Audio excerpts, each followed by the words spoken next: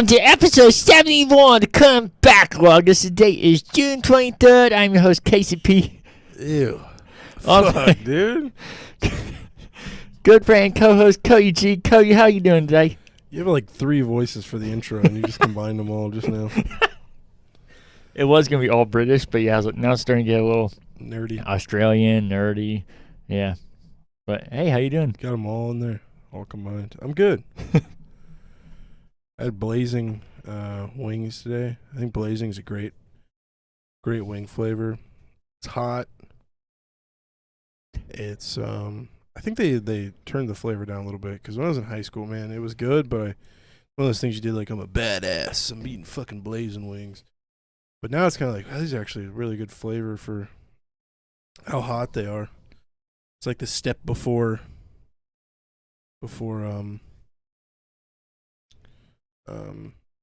there's like hot things that are just hot to be hot, like you. Me. Oh. That was gay. And then there's things that are hot but also have a great flavor, and I feel like that's blazing sauce. I love blazing sauce. But when you shit, it like coats your asshole in acid. That's been a struggle today. I feel like I have a bowling ball. Every time you wipe is just like your asshole. Like what is that comedian said when he wipes his ass? It's like his butthole's a permanent marker. I don't think I've heard this. Oh, it's such a funny, because it's so true. It's one of those poops that's just a crayon. You're like a crayon turd shoves in your asshole, and every time you wipe, there's just more poop, and you think you got it cleaned up, and then there's just more, and it never stops. But then think of that, but then it's acid in my ass. Acid in my ass. Acid. Renee's really turned on right now. I can tell. She's gonna love that. Putting some of the wet emojis in the comments. Yes. With the turd emoji too. They go hand in hand, you know? Mm-hmm. But then you have that fucking thing up there. I can't shit like everyone in the house knows I'm shitting. There's this thing when you pull the toilet paper off the toilet paper roll, it just blasts music. Christmas music. It's Christmas time. That's what I want to think about is Christmas. It's fucking July, or it's June. Christmas in July, though. Well, it's June, and I'm trying to shit, and I'm just thinking about Christmas music. And it just screams it. And it's every time you touch it, too. Like so I have to, like, try to strategically plan out, and make sure I get enough toilet paper off there in the first time so I don't have to go back to it. See, that's where it's keeping up year-round. People have to strategize just to figure out how they want to wipe their butt. Yeah. It is real sensitive. Sometimes I'll shut the door and hear it because it feels the door shut and just starts going off. Are you serious? Not even slamming it or anything. I'll just shut it and be like, oh, Jesus. I feel like I barely did it. You should just switch them up. Get like an island music one. I feel like I'm in an island. Then you always have like cinnamon toast crunch soap or something. Always some. I hate cinnamon, and it's always. Do you? Yes. That's one of my favorite scents and a very good flavor. It's a delicious flavor. Fake cinnamon smell is disgusting. I couldn't disagree more. I hate even like, you remember, I don't see them much anymore, but you remember when all the stores had potpourri sections? Oh yeah, those were great. Could have set that whole building on fire. I hated that. My mom used to do that. It was beautiful. I loved it. Ugh, God, potpourri is disgusting. But so that's what it makes me think of. But yeah, your shit's always like some pastry soap. Like when I wash my hands, I want to feel like this is a good industrial strength. Got all the acid poop off my fingers. And up there, I just feel like I'm rubbing cake icing on my hands. I do. I feel like it's cake icing. Like, I'll get some of this cake icing here for Casey. Casey's cake icing in the soap pump. That's the name of the episode. Oh, yeah, I don't. One of my favorite soaps is called, it's in a red container, and it's real gritty. It's like lava. Pumice or something. It's like used to get oil off your fingers for like mechanics. I think I know what you're talking about, and you saying gritty for something that goes on your hand sounds terrifying. Oh, it's real gritty. There's like sand in it. Oh yeah, I hate that. Ooh, you just feel like you're rubbing the whole skin, a whole layer of skin off. And I just think get you done. Are. Boom. See, just now I smelled pastry. It's amazing. I guess it's better than smelling like poop. There was a kid, mentally challenged kid in school. He would leave and clearly go take a poop, and he'd come back and he just smelled like he did not. Like he used his poop as lotion and it came back and never washed his hands, and everybody be afraid to like. They would freak out. Like he would come over and be like, "Hey, what's up, guys?" And they're like, "Oh, don't touch my stuff."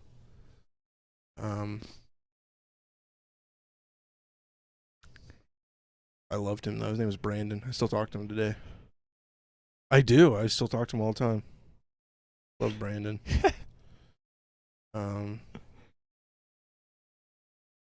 He was texting me the other day. Because you have to live in a house. He lives in a house. Well, everyone, clearly you live in a fucking house unless you're homeless. But he lives in a house with AIDS. It's not that kind of AIDS, but the home health AIDS, the AIDS you want. Well, kinda. I think the other day he was tired of them. I think he would have probably rather had regular AIDS than like HIV AIDS than the AIDS, because they'll stay at your house for like 12 hours or something. And so the one would leave pop there, and he's like, "Okay, I'm just gonna grab a root beer."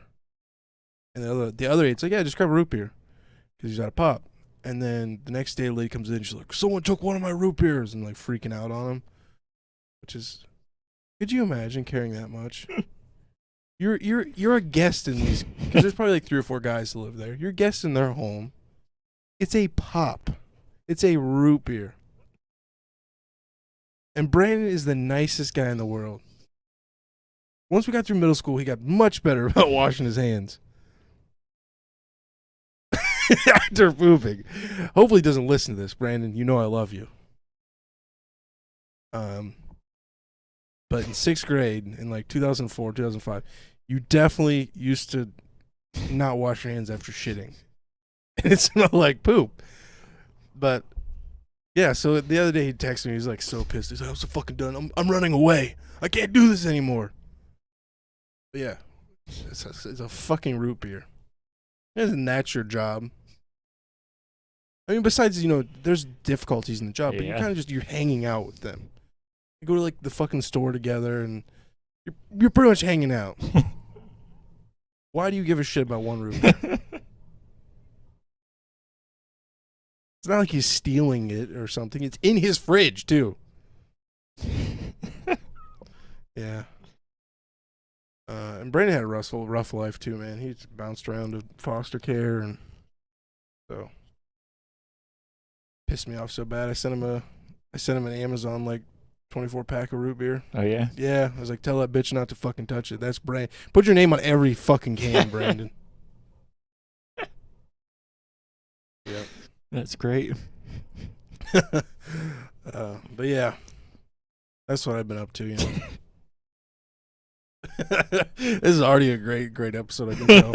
I was a little worried. I usually can tell when I'm listening to way too much Tim Dillon. I come over here, I'm like, this is gonna be weird. I've slept maybe 10 hours in the last 3 days too. So why is that? It's just the puppy, and once I'm up, I'm kind of up, and working nights, Yeah. Dang. Yeah, the puppy, he shits and pisses so much, man. Does he wash his hands? That's right. Oh God, it smells bad. The puppy definitely beats my high school friend. Probably shouldn't have said his name, but that's just his first name. There's a lot of Brandons. I like picturing, you said the puppy beats your friend. I like picturing this puppy punching with paws and beating the shit out of him. That'd be a cool movie. It's like reverse John Wick. The puppy's owner dies, and like, remember that before you got all serious and I'm a horror director, thing has meaning. You remember that Key and Peele movie with the cat? Oh yeah. Shit. I know what you're talking about. Was it Keanu? Yeah, that's it. Yeah. Kind of like that, but with a puppy. That's funny, Keanu. Yeah, that's Keanu Reeves. I was trying to think John of. Wick. Yep. Full circle. Full circle. That's full circle. Yes. Good band too. You like them? I'm not sure. You'd like them. Okay. I have been up to a little bit this week, working as usual, and then somebody we mentioned multiple times on things we shouldn't admit. Good old Danny Bazooka came up here. Me, him, and Pete that you talk about pretty often on here went to something called Modern Combat, and it So that's was the most Danny sounding thing I've oh heard. yeah, it was my idea and it was fucking awesome. But no, I definitely agree with that. It's the 13th floor, which is a haunted house company, not just in Columbus. It's like a, I don't know about nationwide, but it's not the only one. But they turned it into, it's kind of like House of the Dead in real life, which was fucking awesome for me. It was my only complaints where I talked about how fucking awesome it was. It lasted probably 15 minutes and we paid like $50. Whoa. I knew it was gonna be not that amount. $50. Yeah. I knew it was going to be something like that because I've been in haunted houses. They all are like that. You spend like $30 and that's it. And so it wasn't surprising, just disappointing. And then the only other complaints I had was there was an entire room full of spiders. They were fake, but I literally just ran through the room and just stared down. I was just shooting. I just acted like I was shooting and just ran. Well, I did shoot, but I was just shooting. I had no idea if I hit anything. Just ran all the way through. And then the other complaint was that it was kind of sweet. It was like a Halo assault rifle. It kept track of all your bullets and how many kills you had and how many times you died. But a lot of the things, it was cool because there was a ton of animatronics and the you would probably like that. I think yeah. I think you would like all of this. I was bummed you weren't there, but it was not cheap either, so I don't blame you. But there is so much aesthetic stuff that was amazing. But I didn't know they were going to blend in the real life haunted house stuff. Uh-huh. So you'd see something, you go, oh, but then something would actually jump out and go, oh, shit, damn it. Because, Pistol whip them. yeah, and haunted houses don't usually get me. I jump easily, but you can just usually see them coming. But I think it helped that you're distracted by trying to get these targets. So you're like, oh, god damn it. Yeah. And I was practicing my my whip. I was doing the stupid melee I like to do in Halo and just hitting walls and being stupid with it because obviously it does absolutely nothing in that. One of the animatronics was a giant snake. Well, I thought it was animatronic. It came out, and I was like, good boy, and started petting it, and they yanked it back real fast. Somebody was controlling it. I was real pissed I touched it. Oh, my God. Please, I hope it was his arm. I hope it was a fucking puppet. You're just petting him. But it was cool that they blended in real life. I didn't expect that. But the downside of it was they would have some of the real people would have targets on their head, like it was like laser tag where you would shoot the beam. That's how you'd kill them. But a lot of it was just haunted house, and then there's like probably 30 things mixed in there that you could actually shoot. So a lot of time you're just walking through a haunted house holding a gun. Was it busy? Yeah, it was. But the nice thing is they only let you go in your group. It did. It got to the point where we caught up with people, and it was definitely less fun. But for a minute, it was a cool part to meet up with because it'll tell you the next area you're going to. And I was like, the horde is coming. And I was like, oh, shit. And that's right when we met up with the other people. Anya! So then there was this zombie that jumped on top of this police car, and there's absolutely ridiculous music playing the whole time and so loud. That sounds so sick. But then it was perfect time, even though I didn't want to see anybody else, it was a perfect time to meet up with them. Because it was just like in a zombie movie, just randomly running into people and everybody's shooting. And, oh, shit. And there's everything around you, and everybody's like bumping into each other and shooting. So, that sounds awesome. Yeah. It was a ton of fucking fun. I liked it so much that I bought a $40 hoodie after it. And nice. So. Was the music like do do do do do do do do do do like speed rock or? Yeah, that it techno? was. Yeah, kind of like speed rock techno mixture. Going into it, you would have loved it. It was like the awful generic Blitz 99.7 music. It was terrible. I was like, I can't believe I'm going to this place. You know, Danny got way too into it. Yeah. Which would have made it so much better for me too. I can't remember exactly. I think Pete had 13 kills, but he died once. Me and Bazooka didn't die at all. I had 8 kills, no deaths, and Bazooka I think had 6 kills, no deaths. But the weird thing is, you couldn't tell. I mean, you could look at your gun, but it was so dark, and the gun was lit up. You didn't really want to take time looking at your gun when all this stuff was going on. So it was cool seeing her stats at the end, but I was like, I have no idea when I actually killed something. I don't know. Nobody had any idea how Pete died. I was like, that's a cool idea, but obviously not going to kill him. But I feel like it'd be cool to have like some kind of feedback or something to make it clear that he died. So it was a ton of fun. I was going to say I'd never pay for it again because it was so short, but if it came around and somebody wanted to try it again, I would do it. But other than that, I wouldn't because it was a fucking cool experience, but definitely overpriced. It was one and done thing, right? Yeah. And yeah, if it was something that they made like full fledged and it was like last a half hour or something, I'd be all about it. That was my biggest complaint. Just we walked down and what do you guys think? And I thought somebody was messing with us.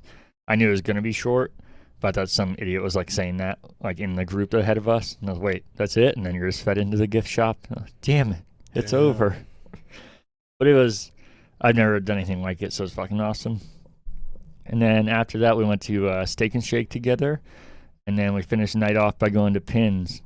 And if you have me on Facebook, that's the reason my profile picture is Mitch McConnell now. I had a bet. Pete bailed out. He wouldn't fucking bet with us. But me and Bazooka bet whoever won bowling. The other one had changed their picture to Mitch McConnell. I was really confused because I felt like a Garrett move. I was like, were you? And when I first saw it in a group chat, I thought Garrett changed this. Yeah, that'd be right in line, so I don't blame you. And I just lost in bowling, and Pete won, so we would have both had to change ours, but he wouldn't commit to it. Mitch McConnell is so ugly. God, what a You're not rhino. wrong. And then the only other thing I did this week was went to the Crew game, the final game in Crew Stadium. They won 2-0, which is crazy because that's the exact score they won by the first game ever in that stadium. Oh, So wow. I don't actually think it was scripted or anything. I don't believe that stuff, but that seems like somehow a movie is like too good to be true. And the game was completely sold out. There's over 20,000 people there, and the atmosphere is fucking crazy. I can't wait to see it in the downtown arena or stadium, I guess I should say. How many people's the new one? The new one looks massive. It's the same amount. 20,000? Yeah, I mean it might not be the exact number, but yeah, it's Looks so much both bigger. around 20,000. But I can't What are they gonna do with fucking the wait old for it. one? They're using it as a practice facility, and then building a ton of community fields around it that anybody can go use. So yeah, I like that a lot. If I'm being honest, I'd actually prefer them to stay at the old stadium and just, I think it was outdated some things, but as I talked about with the St. Louis Blues arena, you can have something old and keep it modern at the same time. And I think that's exactly what they could have done with their stadium, and it was the first soccer-specific stadium in the entire country.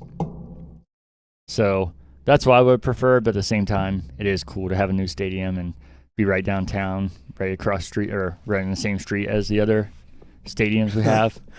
So that's cool, but I am glad they at least aren't just doing like the old Clipper Stadium here, and a lot of teams, not just Columbus, do, where they just abandon it to get to the fresh new thing, and then the other thing just falls apart and disintegrates. So I'm glad that they're still keeping it as something. I think that's a cool idea. I've never really seen anybody do something like that before. So we'll see how it actually turns out, but I think it's a good idea. They already have started that process, though, at the Crew game at the what is now the old stadium. They added on a whole structure for the practice facility, and it was already on there.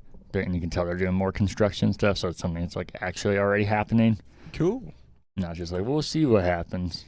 Yeah, it seems very scripted right now. They almost got sold, and they won a championship, and then they win a game, their last game. That's just like their first game. Mm-hmm. How are they doing? They're doing really good. They're in 6th place, which is good for I think the 4th spot, 6th or 4th spot. Either way, they're in a playoff position, and it would be higher. They just have played less games than every other team. So, well, in theory, should be higher. Well, I'm happy for you, and I'm happy for Columbus. Columbus! That's probably not even coming through now with the noise brace on here. Yeah. That's sad. You weren't the only person on my Snapchat feed. I saw a couple other people over there. Yeah, it was weird. A lot of people that either haven't seen at crew games or people that used to go to crew games were posting it. I was like, man, so many people are here and I had no idea. It was kind of cool. I don't know, it was a weird feeling seeing all that happening, but it's fucking awesome. Yeah. And that's why it gets me so excited for the new stadium and having all the energy and everything that, like you said, the team being saved and everything. I think it's about to be fucking nuts down there. Yeah, I hope you're right. I'm glad they're the same size, though. I was afraid it was bigger, and I was like, man, it looked kind of depressing. Because the game I went to looked kind of empty, and there were still a lot of people there. Yeah. So is Rock of the Ranges completely done? Is that over? They rebranded into something else. I can't remember what they Is called that it. the thing? But wasn't that already? Someone told me too. The Reformatory, right? Oh no, it's at Crew Stadium. They changed the name and changed something else. I can't remember what it's called now. It wasn't a little weird the last year. It was like Stone Temple Pilots music, and then it was like down at the bottom, Rock at the Ranges. That might have been when they were trying to rebrand. That might have been why they did that, because they knew they were gonna do that. I don't know though.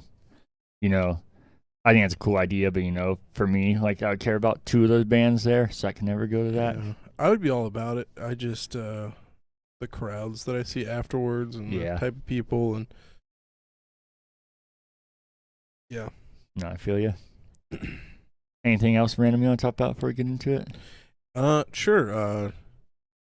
I was leaving work and I had my laptop in my bag, and my laptop's so big and flipped it around, it fell right on the asphalt and broke it. Yeah. That's the one you've been trying to get updated at least, though, right? Like, yeah. buy a new one. Yeah, it's 10 years old. So I told people, like, man, I broke my laptop. I'm like, oh shit, that sucks, man. How much was it? Or like, where'd you get it? Or I've had it for 10 years. They're like, oh, what? Fuck. No, that still sucks, but yeah, at least you're already planning on getting a new one. Yeah, I wasn't too mad about it either, because there's a YouTuber I watched that has been looking for kidneys or liver donation, and it's like he's had like 4, and they've all like not worked, and he's turned like solid orange. And at this point, his wife is just doing their videos because like he can't, he's intubated or he's out of it and stuff. And so it's like, you see this guy that's literally knocking on death's door, and he's already had 4 livers, which is insane if you get 1. So I think they're trying to give him another one. Definitely everyone should be an organ donor. But you ever hear people that's against organ donor? Are you against organ donation? Donor? No, I didn't. I didn't do it first. Just not because I'm against it. Thinking about that is, it's not that I think that shouldn't happen. I just don't even like thinking about that at all, just in general. Like, that's such a weird thought, but no, I ended up doing it. Yeah, I guess it's kind of just always been. When my grandpa died in '98, I remember they came back to us with a list of everything. This is where all of his stuff went. And they're like, 2 blind people see now because of your grandpa. So it was like part of the healing process. You're like, damn, that sucks dick that he's dead, but he's like still helping people. Yeah. So definitely should be an organ donor, because I hate people who are like, yeah, doctors see that. They see it on your ID, and then they actually kill you to get your organs. Like, shut the fuck up. But Mike DeWine's doing a bunch of shit right now promoting organ donorship, him and his wife, which for some reason they still call her First Lady. Yeah, I think that's what all governors' wives are called, isn't it? Yeah, it's weird, but I thought that's what it was. You know how they usually take side projects the wives do? Mm-hmm. I think the organ donating thing is her thing, so it said First Lady, and I was like, never heard of them refer to that. Yeah. But yeah, so after watching, like, it was terrible. He looks like completely orange. Yeah. And I had an uncle that, like a step uncle, used to babysit me. He passed away from that without needing a liver, and it does weird shit to your skin. You ever seen it? It's like Oompa Loompa. Oh yeah, I know what you're talking about. Whoa! So after seeing like that, you dropped your laptop, a 10-year-old laptop. You're like, who gives a fuck? This guy's over here, like, literally, like, he's like on YouTube. Hey guys, what's up? And then now he's like, his wife's just like, yeah, he's sleeping right now, and I couldn't give a fuck. You could have set my whole car on fire at that moment. You just Who need cares? a laptop transplant now. That's right. That's right. Asus, help me. Everybody out there, make sure your laptop transplant donor thing is up to date on your ID. That'd be a good shirt. Laptop transplant. And just have some ridiculous art for it. With like a scar on my stomach or something. Yeah. No, I hear you. Makes sense. That's fair. Yep. So I've been looking around. And the thing is, too, I plug it into a monitor, it still works. I can look at it on a monitor. Yeah. So I've been looking around at some. Derek's helping me a lot. Ryan's advice is just to make sure you spend money. Like, this is the thing you don't want to cheap out on. He said he did and he regretted it. So I did find a really good one, but then Derek's like seeing all this crazy shit about his processor having issues. And I found a whole Reddit feed of people saying like what they did to make the laptop better. I don't know. Yeah. Okay. Laptop broke. My 10-year-old laptop. I can't believe you. Yep. Anything else? No, that's it. All right. Just have a few things to talk about before we get to the normal show. I definitely did not get to watching how many shots happened in our predictions like I planned to this week. So I'm going to hopefully do that this week and talk about it next week. And then the Nintendo video I posted in the New York tour is somehow almost at 2,000 views. Nice. It's fucking crazy every time I see it. I can't believe it. And then Upvotes still good? yeah, 36-3. So no more Nice. downvotes and a few more up. I feel like those threw right at the beginning too. Yeah. And I mean, they don't down. I gotta stop caring about those. I don't know why I always look at those.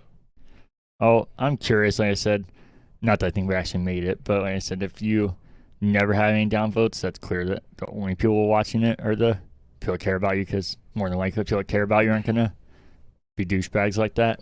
You ever seen like video? Like take that guy for example, the liver transplant guy. There's still like a bunch of downvotes on that. Like who the fuck is downvoting that? It's just boring content. That's right, man. He wasn't like high energy or anything. I mean, when you're on YouTube, you gotta have a certain personality and energy level. Yeah, could you imagine that? Because he's like hooked up to all these machines. He's got Oompa Loompa skin. What's up, everybody? How's it going? Dude! Don't forget to hit that smash and subscribe like button. And just hear beep, beep. All these pumps going off, and his wife's crying in the corner. We're dropping a new T-shirt. It's called "I'm Dead Pretty Soon." Give me 100,000 before I die. God damn it. This guy would think this is hilarious too, probably. Oh yeah, you know my sense of humor. That's why I'm joking about not actually making fun of him or the situation. Oh yeah, making fun of those idiot YouTubers that do that. And the only other thing I was going to talk about random was I mentioned it last week. I'm going to do another Extra Life stream on Friday, June 25th at 10 a.m. Going to start and finish BioShock 2, however long that takes. So you want to come hang out? Is that a long campaign? It's 11 hours, so decently long. And you know how I play it. I'm going to try and... I was thinking about maybe even... It won't be as fun to watch, but give myself more reason to play and actually be into it. Maybe look up a guide or something and find the trophies I haven't... or the achievements I haven't gotten yet, and maybe get some of those along the way. So it might not be as fun to watch if I do that, because you have to go through... follow my audio guide tours and everything. But think about doing that. We'll see. Every time I drink Pepsi Blue, I think of the flavored tobacco. Tastes like hookah or something. That's nasty. I love it though. Ugh. No. Like you took blueberries and put them in an ashtray or something and mixed it up. And you're eating that. I just love them. That's terrible. So it'll be on here. If you're subscribed, I think it notifies you that I'm live, and that'll be Friday. And then we can get into things we forgot about from the weeks before. Do you have anything? No, I don't think so. Okay. I'm thinking about changing this to things from the weeks before, not just forgot about, because I feel like a lot of times I want to talk about things from the week before, but I don't necessarily forget. Like this one, we're talking about Super Monkey Ball when we're talking about Nintendo's Direct from E3. And I said I They didn't say it was coming in consoles. Nintendo's obviously not going to say that, but usually like see the little logos or something. And I didn't see that, but I figured it would. And I saw Xbox and PlayStation both confirm that the Monkey Ball collection is coming to both systems or all the systems. Nice. So that'll definitely give me more motivation because there'll be achievements or trophies. Nice. Yeah. But that's it for things from week before. And then corrections, question, and feedback. Do you have anything? No. I thought I had something, but I can't remember what it was.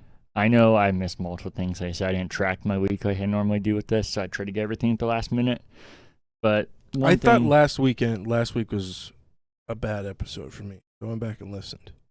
There's a couple things I caught I was going to say. Oh, go for it. But I know I don't remember. Oh, you mean, okay. I know I had more than this one, but I caught one. I listened back. I don't think it was that bad. I think just in the moment, it was terrible. Probably because E3 was so hectic and so much to talk about. Yeah. I know I definitely did that more than once. I can only think of one, and it was when I was talking about, oh my God, I should have put this in here. Now I'm blanking again. See, I was telling Trevor, he's going to be on Pigskin Over Pizza. I don't know if I told you that. Whoa. Yeah, because Derek can't do this week, so Trevor's going to be on. And whoa. He was asking for help with like how he should get ready for whatever. And I was like, the main thing I would do is just put as many notes as you can, because it seems natural to come on here and talk, but I feel like I should take more notes. I don't want it to seem like I'm just like reading a script. But I feel like if I don't, there's things that when I'm talking, I just naturally say, but when you're on here, you just overthink stuff and like, oh God, I need to say the right things, that I literally say stuff that I know is incorrect. Like one that I remember from an earlier podcast episode when we were talking about Alexander Hamilton, and I can't remember the exact conversation, but I was like, what? And just like, my mind was just completely dumb. And Alexander Hamilton? Yeah, you were talking about him, and I just went completely dumb with it. And there's just so many instances like that, or especially on the sports podcast, because like there'll be a game I watched, and I could, if I was talking to you, I could tell you most of what happened in the game without having to look anything up. But I feel like when you're on a podcast and you know people are listening to it, you don't want it to sound like you're just like, and then there was like we would if we're talking to each other. So I feel like I almost had to do more notes, but I just don't want it to look like I'm just like reading off a script and have no idea that I need a script to talk like Joe Biden or something, you know? Yeah, or it could go the other way too, where it's like me, I forget I'm on a podcast and I'm talking about my friend's poop fingers in middle school.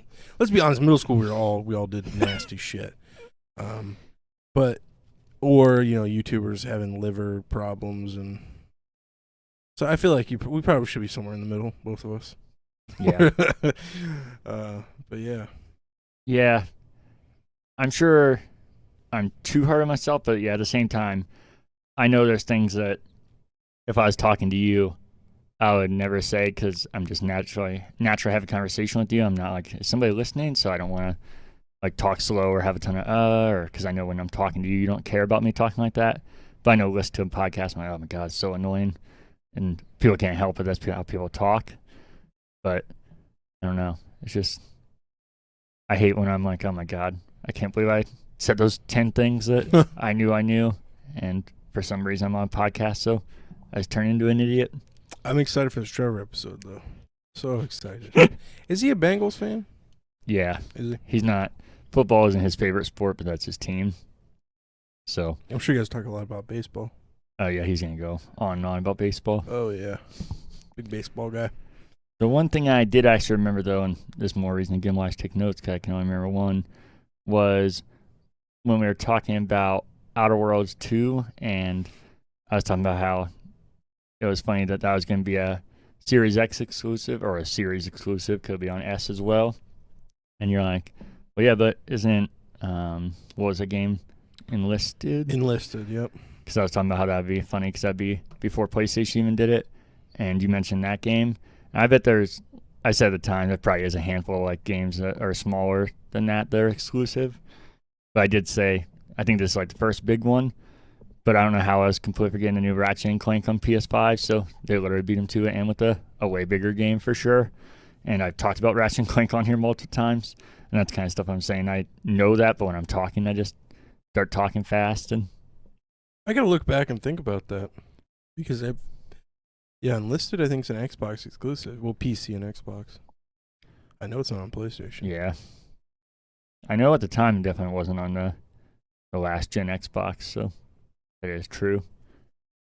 But that's all I had. And then we had an email from James, and it was a good question. So, James, I'm sorry, but we're going to wait till next week so I have more time to think about it so we don't rush it. But I know you're talking about how you wanted to share yours, so you're welcome to do it in the comments on this episode, or if you want to wait until we talk about it next week, you can.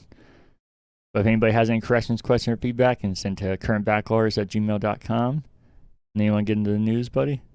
Sure. It was a great question, James. Always coming in with some winners. I don't know how you do it. You know, this a few days ago was 10 years since Ryan Dunn died. I saw when you posted that. I couldn't fucking believe that, but that is fucking crazy. Oops. I don't know why I opened my gallery. Go here. Oh, I don't think I forgot to mention, too. I think last episode I was talking about possibly getting a new dog, but yeah, we decided to get. Oh, yeah, I don't think you did confirm that on here. Yep, so the dog. Another dog. News from Paul. Let me make sure this is. For some reason, news always takes 6 years to update here. It's like stuff from 3 weeks ago. From IGN, time to PAX your bags. PAX West is set to return as an in-person event this September after it was canceled last year and replaced by a 9-day digital-only event. PAX West and numerous other conventions were canceled last year as a result of the ongoing COVID-19 pandemic. But in the light of available vaccinations, PAX West is ready for a return. The convention will take place from September 3rd through September 6th in Seattle at the Washington State Convention Center this year. I think there was a tighter way to say that last sentence. Let me reread this last sentence just so everybody knows. This is all one sentence, by the way. PAX West and numerous other conventions were canceled last year as a result of the ongoing COVID-19 pandemic. But in the light of available vaccinations, PAX West is ready for a return. Oh, sorry, okay, that was the end of a sentence. This is the new sentence. The convention will take place from September 3rd through September 6th in Seattle at the Washington State Convention Center this year. Ooh. Since the last major North American on-location gaming event, PAX East 2020, Reed Pop and Penny Arcade have canceled 6 consecutive in-person shows, prioritizing the health of the PAX community. The press release reads, show organizers are working with venue officials, local governments, and health authorities to determine the event's capacity, which will be reduced, and ensure a safe setting. I'd be excited to go to PAX with reduce. Yeah, that's what I was thinking. Remind me of the first PAX I went to, PAX East, the first one ever. PAX says detailed health and safety guidelines will be released in the lead up to the year's convention. 4-day badges for PAX West 2021 will cost $230, and individual badges for the convention's Friday, Saturday, Sunday, and Monday presents will cost $60 each.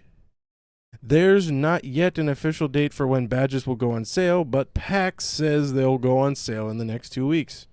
Journalists, YouTubers, and streamers will be able to apply for badges to PAX West later this month, according to the press release. PAX Online East, the digital event replacing the canceled PAX East, will run ahead of that over July 15th to the 18th.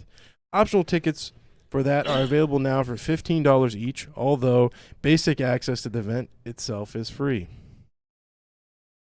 Yeah, I'm super excited that PAX is coming back. I thought it would, but I know a lot of people are questioning if it would ever come back again. Oh, yeah, it would definitely. I never thought that. Yeah. I am not going to go this one. Obviously, I wish I could, especially that was the first thing I noticed, too, the reduced capacity, which I feel like probably bums a lot of people out because, like, the spectacle of it. But I always said the first year I went, it wasn't like there a slim amount of people. There was still plenty of people. It just didn't feel overly crowded. So. What year was that? Oh, shit. See, that's something that I normally know. 2010? It'd be fun to go back on No. YouTube so we can find videos of it. I don't feel like it was that long ago. Let me look. But the first year, PAX East. Oh my God, brought PAX West said 2004. That's not accurate. So try this. Jesus Christ. Jason Bourne. Oh, look at that. You're right. 2010. I was there and I couldn't get the year right. I can't believe it was that long ago. That's why I was like, that doesn't sound right. That's disgusting. Yeah, maybe we should go look up YouTube videos. Be interesting to see how different it looks. Yeah, it was in a different convention center the first year too, which I like that convention center more. There was a lot less space, is why they changed it, but it was also way more centered in downtown. Because I mean, we're downtown when we go to the new one or the current one, but it's a bit of a walk to get anything, as you know. We would walk outside and you just literally be like in the center of downtown. It was so awesome, and especially that was the first time I've ever been in Boston in general. So it was so cool walking outside and just being in the downtown with all the skyline and everything. My only complaint with PAX now is how giant it's gotten. I love that it's bigger because you get bigger games and names and everything there, which is cool. It's the first year I went. I think the biggest thing was probably Crackdown 2, which I loved. But you see the games that are there now. Crackdown 2 would be like probably like 15th on the list maybe. So it's cool seeing what it turned into. But yeah, that's my only complaint is that it's been so massive that I feel like it's taken away a lot of what made PAX cool. And I get it because it's a business. But they're making so much money. You don't need to have that many people to be profitable. I think I'm sure the vendors pay a lot of money too. Oh yeah, I'm sure. I know they had to pay to rent out the convention center. It's not like it's all free, but they're fucking making bank on it. And I've never been to Seattle or PAX West. I think it'd be a lot of fun to go to that, but I know I can't this year. I just hope that the reduced thing stays there a little longer, or at least till PAX East, hopefully. So it'd be really cool for you guys to see it like that. Yeah. We'll see what happens though. And it's crazy that tickets are $230 now. I know it's 4 days, so it makes sense. But it's so weird seeing that price. I can't remember what I paid, but it was fucking minimal compared to that. Even when we go, it's a good amount cheaper than that, I feel like. It was like $170 or something, if I remember right. And I think tickets are gonna sell out real fucking fast. I know that everybody like to act like they would worry and never do anything again, and these kind of things will never come back. But as we can see, talking about the last crew game, it didn't stop more than 20,000 people from selling it out, or any big occasion now. Yeah. Was the crew stadium sold out? Yeah. Nice. It was completely sold out. They had standing room only tickets and everything. It was fucking awesome. So the reduced thing is cool, but I think if I wanted to go, I think it'd be so annoying. It'd kind of be like we talked about Twin Pilot tickets.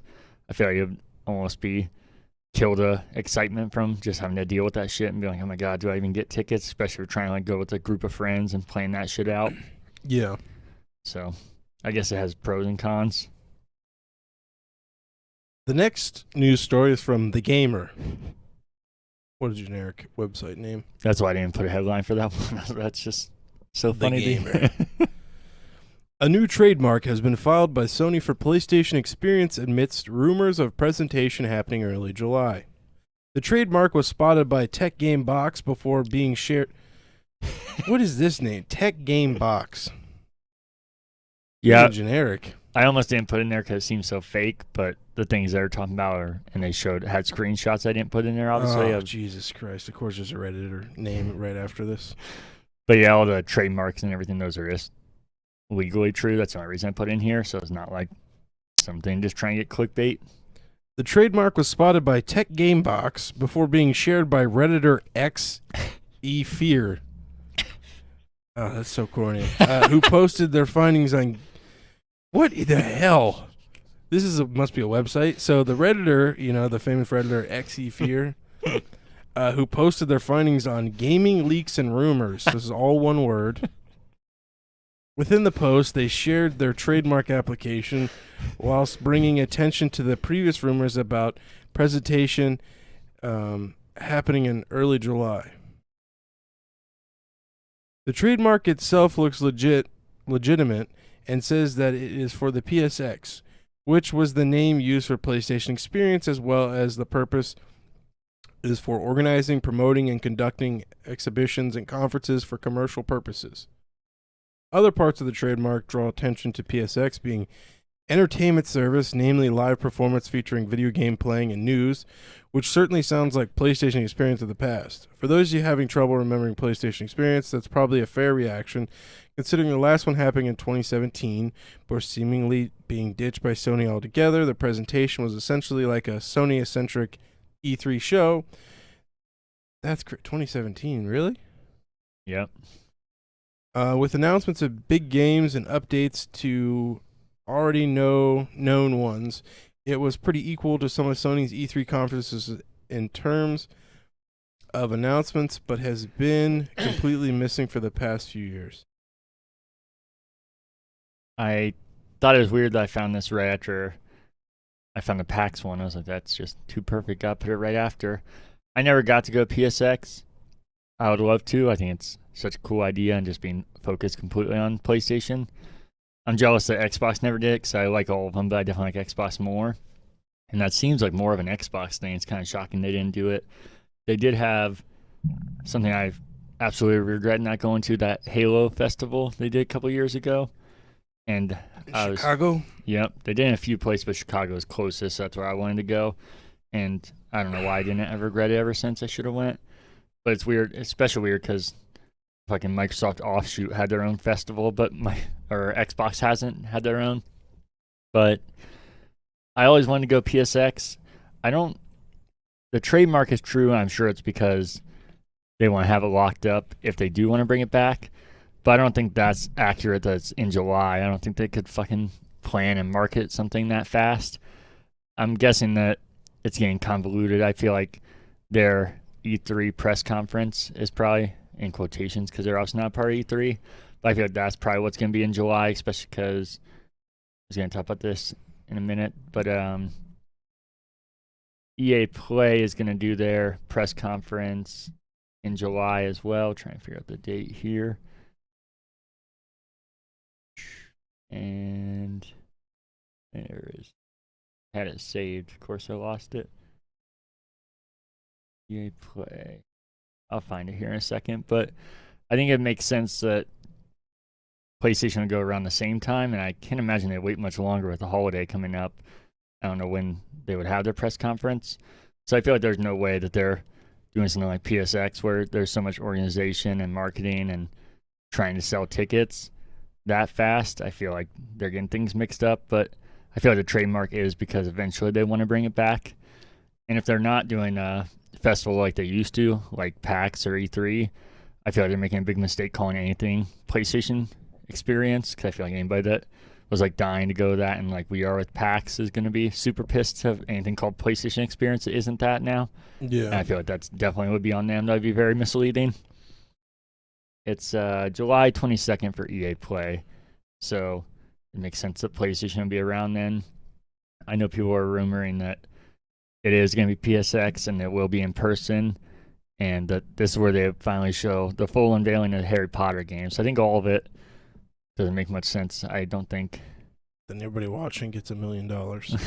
Yeah, and Harry Potter seems like an odd one to leak out because it's not even a PlayStation game and it doesn't seem like it'd be any kind of exclusivity for PlayStation or anything. So I think the trademark is real. I think the potential of PlayStation Experience coming back is real, but I don't think that's in July or maybe even anytime soon.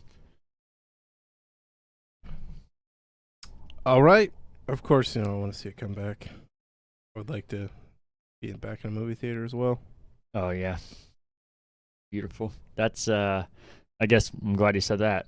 That's one thing that I guess I want PlayStation Experience to come back, but if it does, I feel like that's more unlikely that they'll come back to E3 if they're going to have their own. I know as a side thing, they used to come to E3 because that ended in 2017. That's when they were still part of E3. But I feel like them already being away for E3 multiple years and then bringing their own festival, I feel like that makes it more and more unlikely that they would come back to E3 at all. Yeah. So I guess that'd be one downside. Next story is from Engadget. It's that time again. It's a wrap of the. Oh, Jesus. That's what that meant. More Borderlands movie stuff. I'm going to have such Borderlands movie fatigue once this fucking comes out. I didn't edit this one at all for you, so thought you'd like it. It's a wrap for the Borderlands movie production. Now that the cast and crew are done. You sure you don't want to announce some more characters? With principal photography. To celebrate the event, Gearbox and Lionsgate have released our first clear look at the movie's version of the franchise's. Jesus. Okay. To celebrate the event, Gearbox and Lionsgate have released our first clear look at the movie's version of the franchise's sassy, mouthy robot Claptrap. They've only shown us images with silhouettes of characters before this, but now we have a high-res photo of Claptrap with a clapperboard announcing that the filming is done. Wow. Did the minions come out too and they make out? And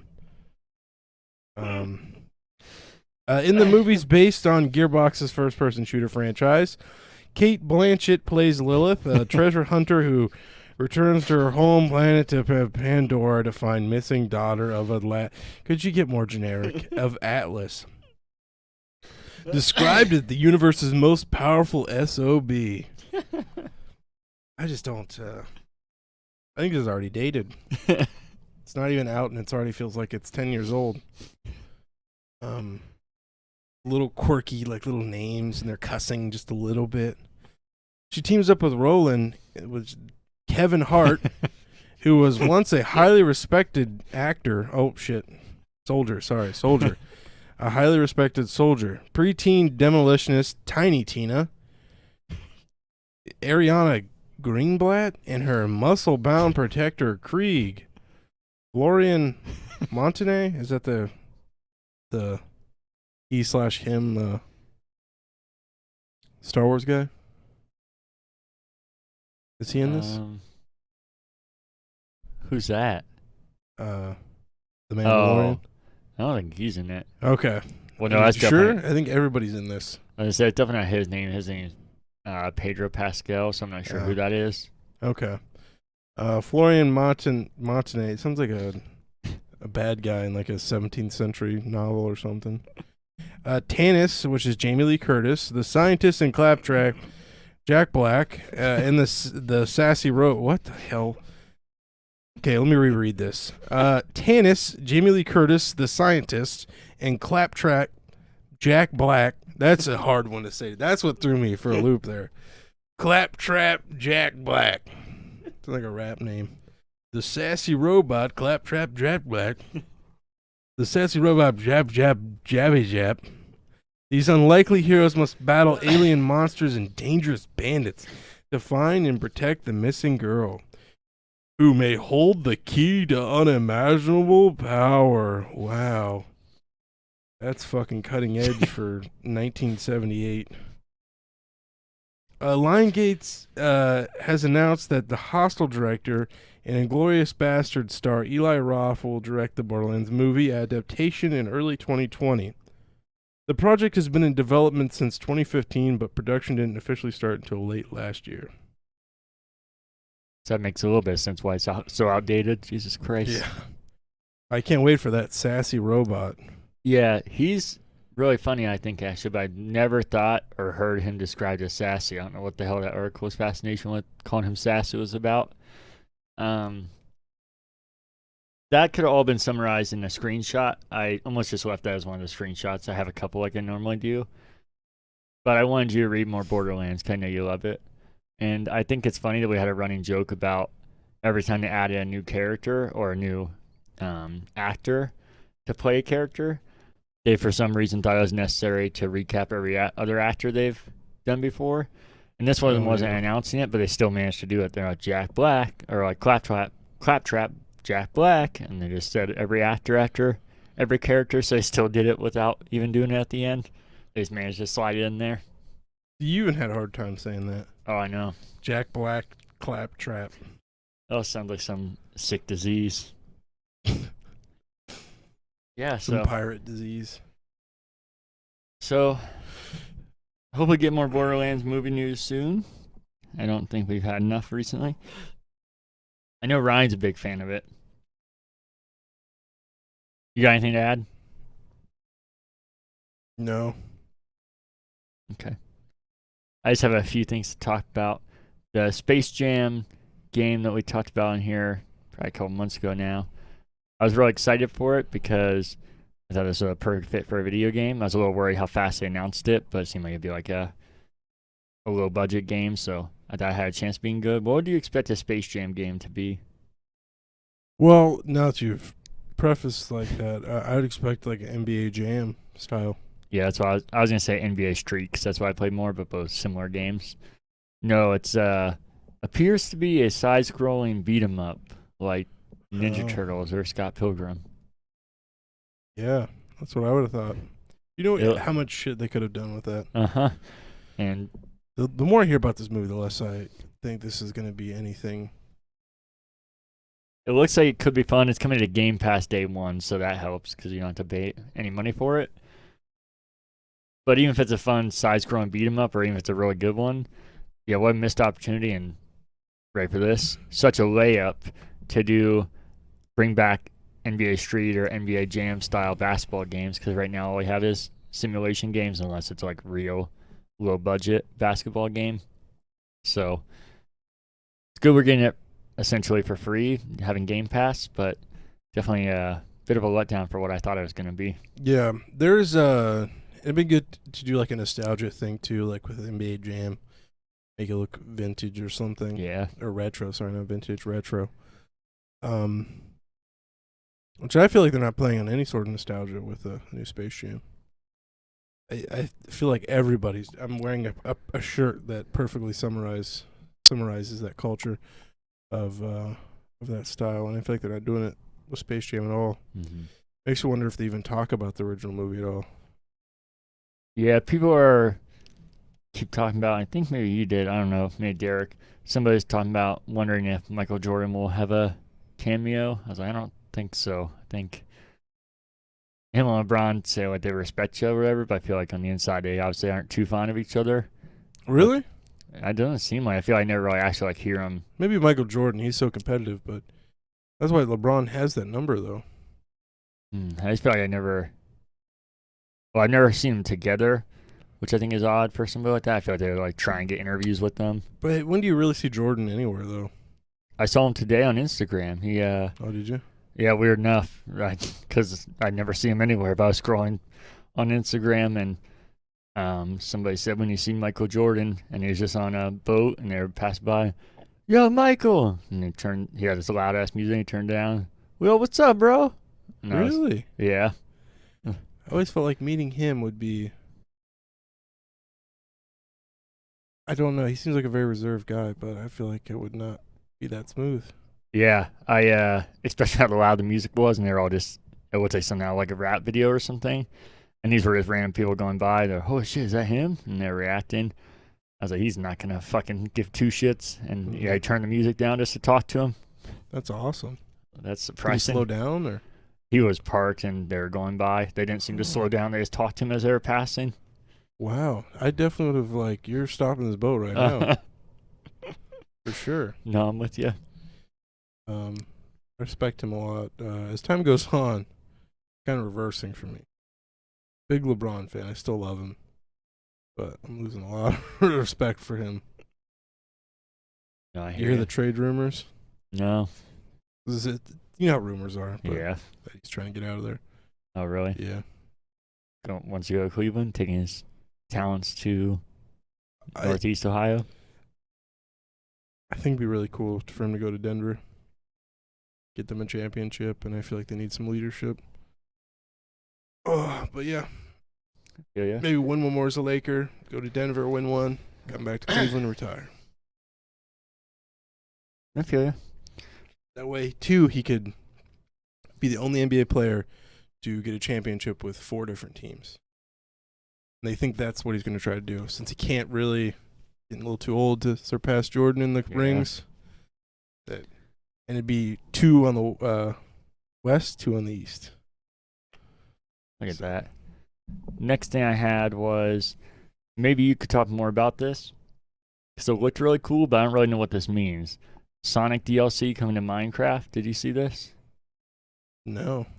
Because the trailer makes it looks really fucking cool. It's like Sonic, but in the Minecraft style graphics, and it makes it look like a regular Sonic game, like the side scrolling, and then they mix in like the newer Sonic games where like going forward. But I don't know if they're just doing that to show off what it looks like, because I feel like that's complete opposite of what a Minecraft game is. I feel like it's all about like building and resources and everything, not getting to the end of the level. There's been a lot of crossovers, but it's usually just skins. Yeah. Maybe it is just marketing. I kind of hope not, because, I don't care about Minecraft, but this looked really fucking cool. I did fucking hate this. I saw this on Sonic's official Facebook page, and you want to hear what they put in here for their trailer? What's that? The headline, before you click on the trailer, says, "It's Sonic's turn to be yeeted into Minecraft." Oh, no. What the fuck is happening? Yeah, it looks like these are just skins. Oh, okay. But it's like well, no, they're showing like some shit here. So maybe there might be like a little. See, it says available now. Minecraft Sonic the Hedgehog. So it looks like they might have added some animals. The skins aren't like your traditional skins that you're thinking of when you think of Minecraft. It actually looks like them. Maybe they added some different types of blocks. Yeah, it looks like there's a whole room of stuff. Maybe a plane? Okay, I'll check this out. Yeah, usually when people are like, "Oh, did you hear about this?" And I was like, probably just some skins or something. I don't even play Minecraft, but yeah, I know that's normal what it is. That's why I was kind of caught my attention that it appeared a lot more like that. Even if it is what you're talking about, where it's more assets and stuff, I feel like that trailer is a little misleading, but maybe they're just trying to catch people's attention.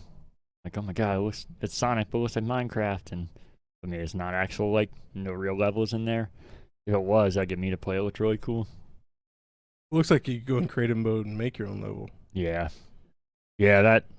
I'm sure you could do that. That's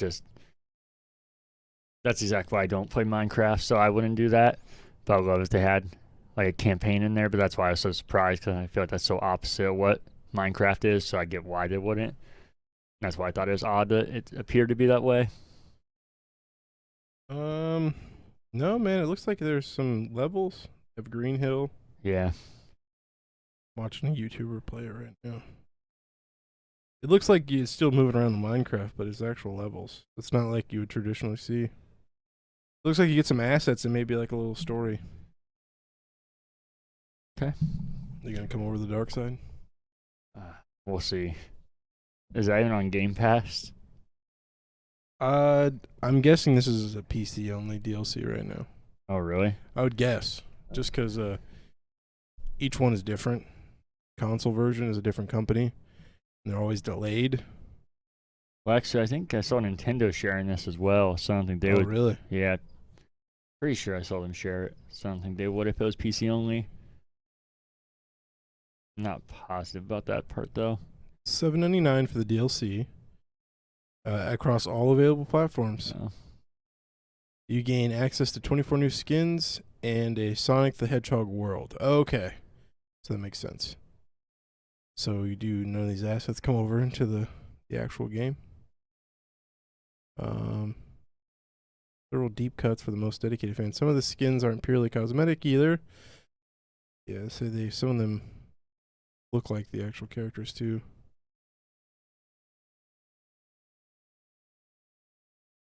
Yeah, premium assets. Was it only available in creative mode? Also get creative with the Sonic Minecraft. So maybe it's only creative. Because some of these would be perfect, like thinking about like hitting a block and you run faster. Yeah. 7.99, that's not bad. It's crazy to think about. I'm going to talk about console wars later. I was going to say reading it, listening to it.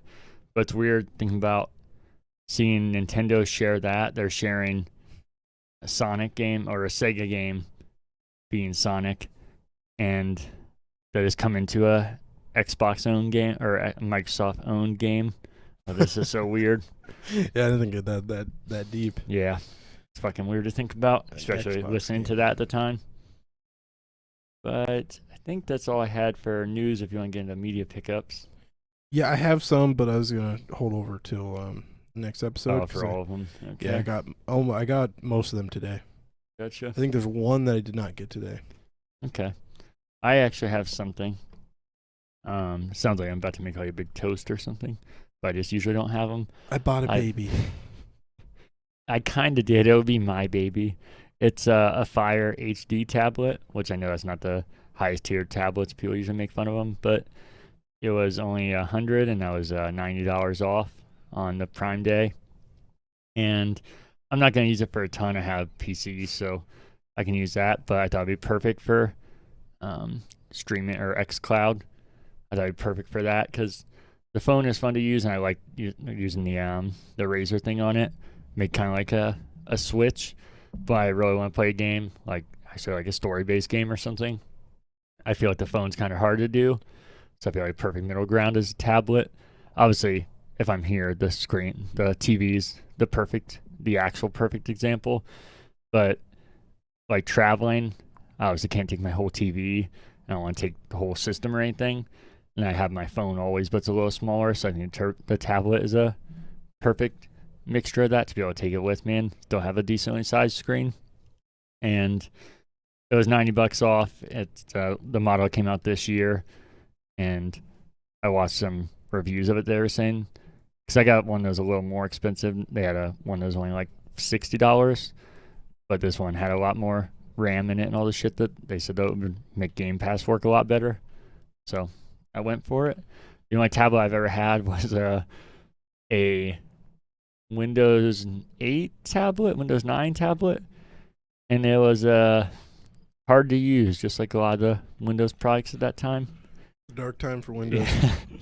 That was when I was I was all in on the Windows Phone and everything, and it sits there, and I'm like, man, I want to be able to use a tablet, but that's like fucking unusable, so I just leave it sitting there.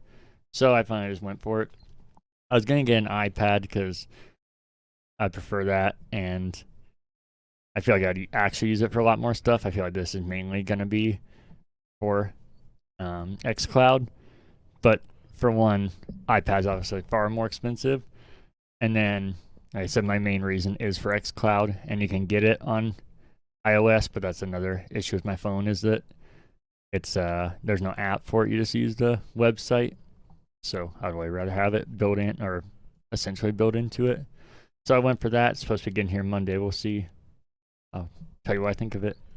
We did some Prime Day stuff too, just some Fire Sticks, TVs. Oh, okay. Amazon guy looked like he's gonna shoot himself. I think everybody.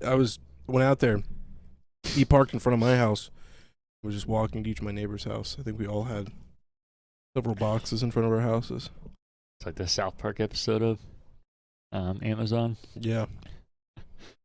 God, I just that song that plays in the Yeah. warehouse. I forget what the words are. I can't remember. I'm going to look it up. Then the only other thing I actually bought it for Danielle. She's gonna pay it back, but I saw Ring Fit. She's been wanting it, and I saw one at Walmart that was only $40 because it had been opened. But I was like, I feel like unless you like crack that or something, it's gonna be all of it's still gonna work just fine. Mm-hmm. They're just probably not. It was said it's been discounted since the first day of June. I can't believe nobody came in and bought it for $40. The package is a little messed up, but that's it. And I opened it and everything was in there. So it retails at 70, and I've never seen it cheaper than 65. So I was like, can't believe nobody has gotten this yet. And that's cheaper than eBay, I'm sure. Yeah. And I told you I was curious about trying in. I think it was last Direct, like not the most recent one, but the one before. They had some cool free update coming to it, which would obviously be out by now. So curious to try it myself as well. And then we can get into what have you been playing? What have you been playing, buddy? Just some more Scott Pilgrim. Okay. And Cock of Duty. But that's it. You still liking Scott Pilgrim? Yeah, man, I'm actually liking a little bit more. I feel like that first boss is like crazy difficult, but kind of want to go back through and play as Knifes. Is that her name? Mm-hmm. Yeah. You didn't finish it, did you? No. You said go back through.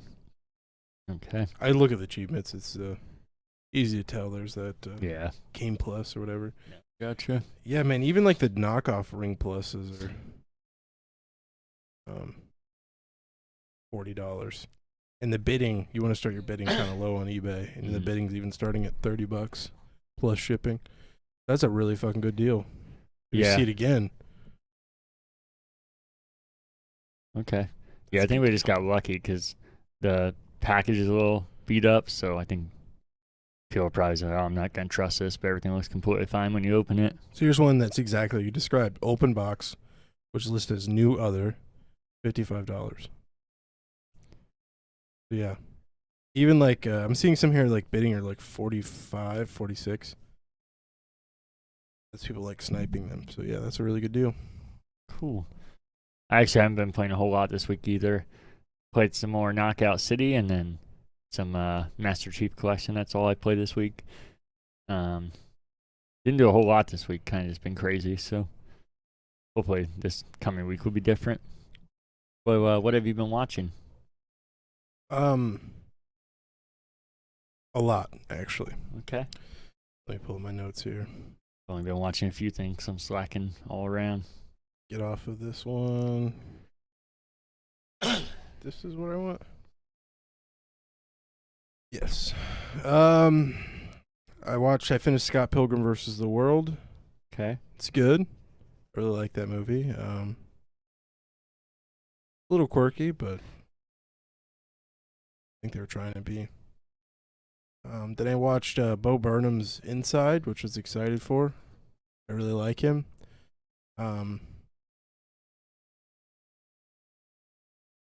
It just really annoyed me. It's like a whole thing where he's like inside his house filming, and he just sings, which I think is a great singer and makes some great songs, but it was just a lot of white guilt shit. He just literally be like, "We've been stuck inside all this time, COVID." And this is literally a quote from him. "White men have been in control for 400 years, so maybe we should just shut up." And just boom, right after I was like, okay, haha, okay, next one. Boom. White men are actually kind of stupid and probably all should die. Okay. We've been stuck inside. Like, you could tell he tried to make it look like he filmed this in his apartment, which is probably true. But there's no way it was just him filming this, and he just made this during COVID.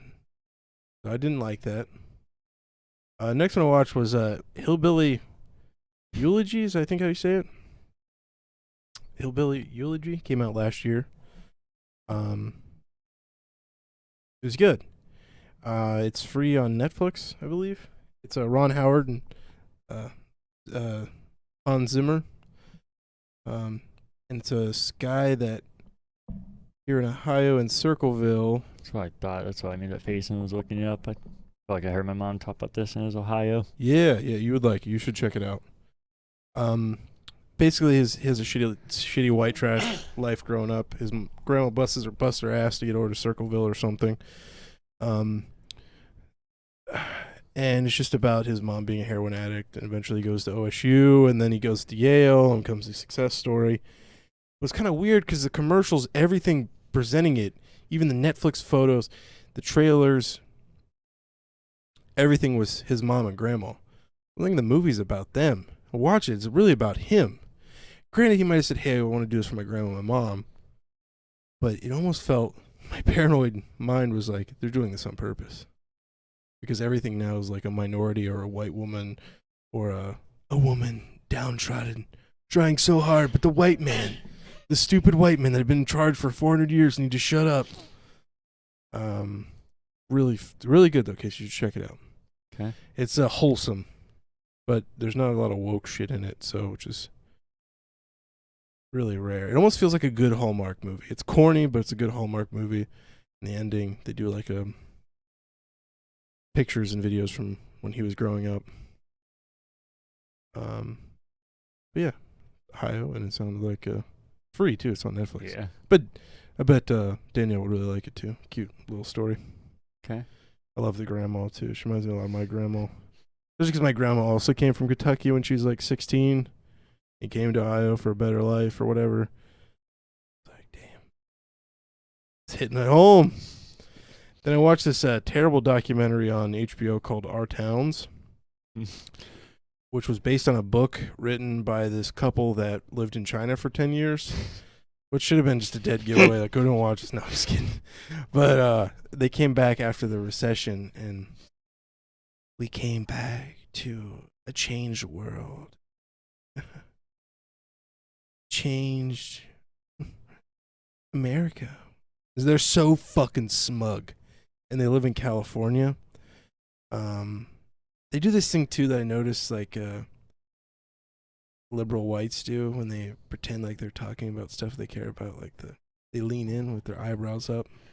Like, I'm gonna get away from the mic when I do this, but and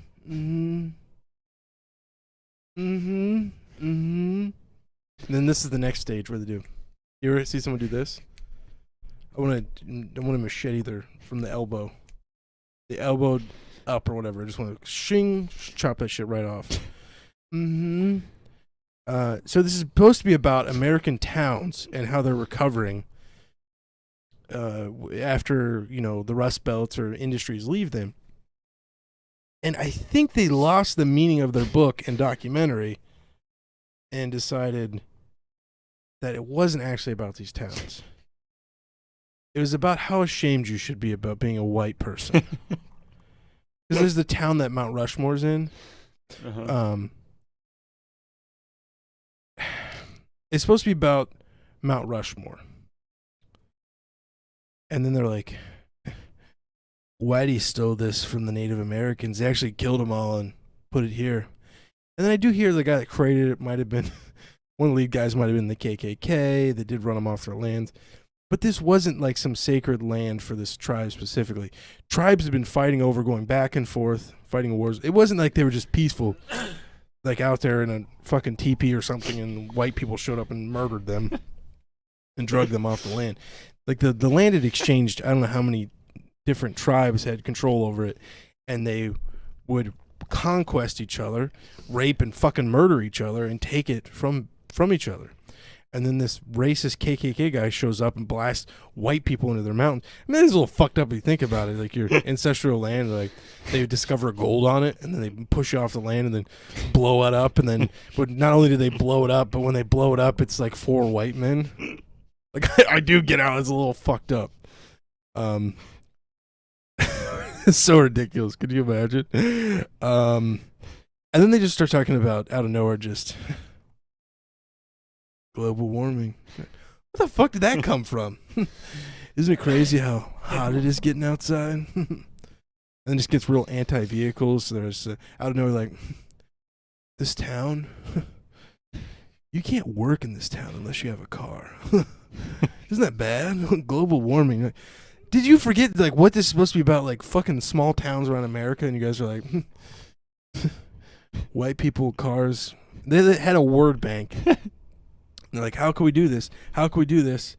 And then at the end, they're in it's Seattle? I don't know, some fucking West Coast liberal hellhole. Fucking white guilt just seeping through the seams of every building. They're like, the town is 90% white people or something, 95% white people. What law is it that black people can't move there? What is stopping black people from moving there? Nothing. If you can point to somewhere in this country where there's institutional racism that the government isn't fucking enforcing and saying, hey, yeah, black people can't actually live here, I will help you. We will go together and we'll fight it together, because it doesn't fucking exist. But then they're like, this town, my biggest problem with my town is the diversity. And you're like, what in the, where are we going with this? And the end is this, like, library. There's like a big focus on how great the libraries are, and they're like, the head of the community, where we're seeing the most progressive movements, is at the local libraries. We're seeing the community come together to heal, to help with the diversity, global warming, Native Americans. That's where we're seeing it most at.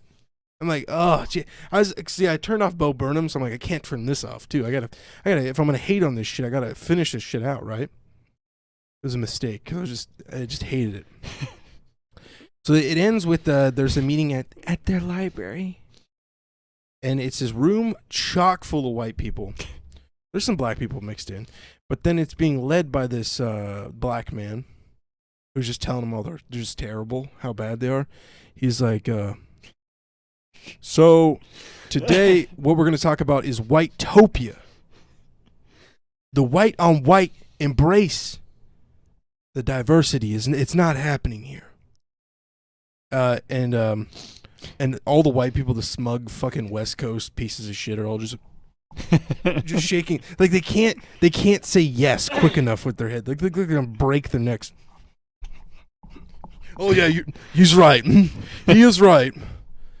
What in the what laws are in your town saying black people can't move there?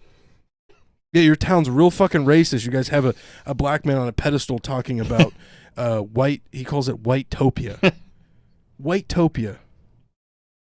Could you imagine a fucking white guy going into a black community and be like, "This is a black-topia," and they're paying him to be there, and all of them in the crowd are just like, they can't fucking agree with him quick. There's like a competition between everybody in the audience. They're like, actually, Christina, she's shaking her head way more than me. I better catch up with them. But I wish you could see these two. Like they're just, the two. They also lived in Japan. Of course they did. When me and John, when we had spent time in Japan, when we were in Japan, there was a saying in Japan, in Japanese, that we learned, just proving that Japanese culture is so superior to white people. White people fucking suck. But Japanese had this saying. It was called. She closes her eyes too. They always close their eyes and lean in. The statement was called Tati and Honey. And Tati and Honey, what that meant was the white people are the devils. When they shall all be shot in the head. I just thought that was so powerful. Obviously, that's not what it means. It has something to do with like the face that you present. I don't know what the fuck she was talking about. They literally sat down like, how smug can we be when we're making this fucking documentary? It's supposed to be about this. By the way, this is called Our Towns or something like that. Had fuck all to do with towns. It was just like the speaking points of the liberals. I hate when conservatives make documentaries. They're terrible. They're ass. They're rarely ever good. Never. I don't think I've ever watched one. It's like, oh, that was pretty good. And then the far left, when they make documentaries, they also suck dick. But the conservative ones you laugh at. You're like, oh, that's ridiculous. But the left, I think maybe because it's so accepted and you have these corporations agreeing with them and giving them money, they're just not funny. They just piss me off. But yeah.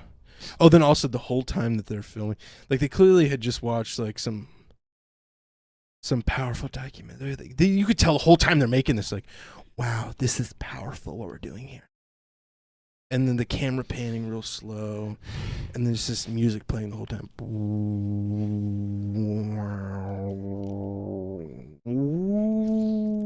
So, you know, the whole time they're like, God, this is powerful. I have cold chills right. You know, the whole time they're acting like, Tina, I have cold chills right now. Oh my God. I'm getting emotional right now. Then too, like one of the last things they say in the movie is this Native American woman speaking about Indian culture and how supposedly tribes were actually led by women. And she says, so picture the emotional stereotypical music playing. Women leadership, I don't know how it shifted to men. And that's like the fucking end of the movie. What does it have to do with towns? They lost their entire directive of what this documentary was. Oh, then they're so proud too of like, they go to these towns where for like 60 years, these blue collar workers worked in these industrial parks and retired from there. And then of course they shut down because all the companies left this fucking some shithole Chinese factory, this literal slave labor. Cause they're there cause, oh, then they complained about banks too. They're like, huh, what happened is here in California, we cut down on the banks. We told them how they're going to run things. Like they're talking about how they told these banks, like, hey, you can't operate with such a high level of interest on your loans. You know what they did? They head to the Midwest, where they could get away with this. They left to go to the fucking Midwest because your taxes, your laws, everything that you did to them, realized they weren't viable. So that's why they fucking left. And then they just want to shit on the fucking Midwest too, like, yeah, and they move out there with the redneck retards. Midwest is just redneck retards. They have no idea what's going on. We're from California. We know. And what else? Oh my god. I'm trying to think too. And every time they talk about Ohio, they're always like cornfields and heroin. It's all Ohio. I tell you what, keep believing that. I had a few friends from Virginia like, to be honest with you, man, what is in Ohio? Like, why Ohio? I'm like, why the fuck are you in Virginia? It's the same thing. Like, okay, let me go to California. What's in California? Oh, the same exact shit that's in every fucking big city. Oh, you have a restaurant with craft beer that you and your friends go to on weekends? Wow, yeah, not every fucking big city has one of those. But keep thinking that, because I don't want you fucking here. Please keep thinking it is just corn and heroin, so you stay the fuck over there in La La Land. But yeah, so this movie sucked. But yeah, so anyways, they take these industrial parks that these guys worked in for like 80 years, and then the mayor's like, when I had taken over this role, it was all rusted and disgusting. And then we changed it around. And they basically just paint these like old industrial buildings, and they turn them into malls, and they think that's something so powerful. And all it is narcissism land, like all these artists, quote artists, to paint on walls. And what we've done to this, we have a farmer's market. We put a farmer's market in the old sawmill. It's like, oh, bleh, I just fucking I couldn't exit out quick enough of this movie, but I finished it. I hate it. But then I watched Nomadland. Is that what it's Nomadland? Mm-hmm. Really good. That's free on Hulu. It's kind of awkward. Like, I feel like the dialogue and the actors remind me a lot of Napoleon Dynamite. So you take Napoleon Dynamite, remove all the humor, and make it put like a serious twist on it, and about retirement and living in a van. It's hard to say living in a van without falling with Down by the River. I feel like you have to say those two things together. But it's a slow burn, but it's just a really good movie. So don't watch Our Towns or whatever the fuck that trash was. Don't watch Bo Burnham unless you just pretend like you feel like you're doing something in life or feel good about yourself. I think it's called Hillbilly Eulogy. Yeah, that's it. That's also a really good movie. So watch those two. Don't watch. Can't. I was kind of excited about it. I was like, oh, Our Towns, and little documentaries about these towns and how they survive the company's flights from our country to overseas, or the heroin. Nope, it's just about, God, white people are so bad, and the Midwest is full of retards. But yeah, that's what I've been watching. I noticed something about the two things you recommended over the two things you said do not watch. Okay. I'm looking at the cast. There's not much black happening in either of these movies, and a lot of old people. So it's almost like you're falling right into the trap of what these fine people in this documentary are talking about. Just old white people. And You should have saved this for a fake outrage. I thought about that. But I thought you'd see it coming, so I better get out of the way now. I also thought about, you gave me two opportunities when you're talking about Native Americans and you said Indians. I know that you're actually describing it, but that's the point of fake outrages, to be stupid like that. Yeah. Is that all you've been watching, though? Yeah. Why is this spiking all of a sudden? I don't know. It sounds weird. I have to pee really bad, too. I don't know if that's coming through for you guys or not, but Mike's spiking a bit. Yeah. See if we can figure it out here. No, yes. So while he's gone, I'll talk about the first thing I watched. Hope you're not hearing this sound bounce, but I went for an outdoor movie with my girlfriend and little sister. We watched one of the most critically acclaimed movies of all time, and that was Despicable Me. Cody here, he loves it. He's speechless. That's how much he loves it. So I don't know. I think it's one of the most groundbreaking movies, definitely of my lifetime, but maybe of all time. It's hard to say as far as all time, but I think it would have to be up for consideration. I mean, you have the humor, you have the storytelling, you have the characters, you have the beautiful animation. There's nothing this movie is missing. And that's why Cody is still speechless, because he's a big fan of it. And I'm okay with him being silent, because it's hard to describe just how beautiful this movie and this franchise is. But I'm willing to take that blunt for him. That blunt made no sense. See, this is what I'm talking about with my sayings on here. But it's just a really good movie that I think everybody should see.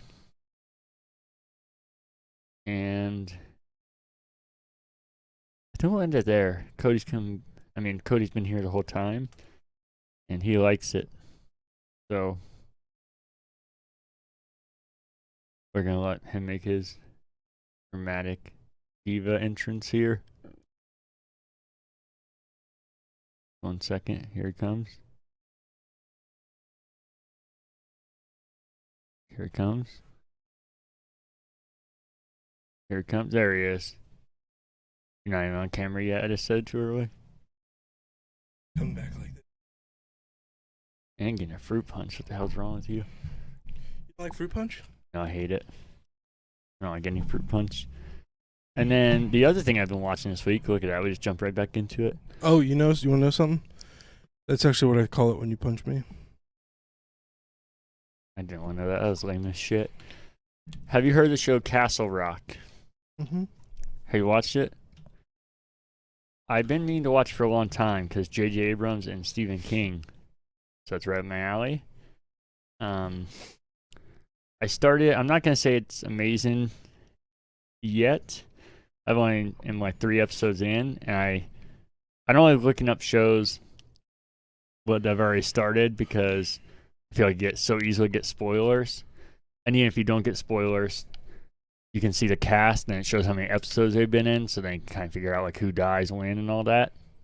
That's like when we started watching Lost, I was like, I wouldn't Google anything if I were you guys because you can just figure out so much from searching stuff like that.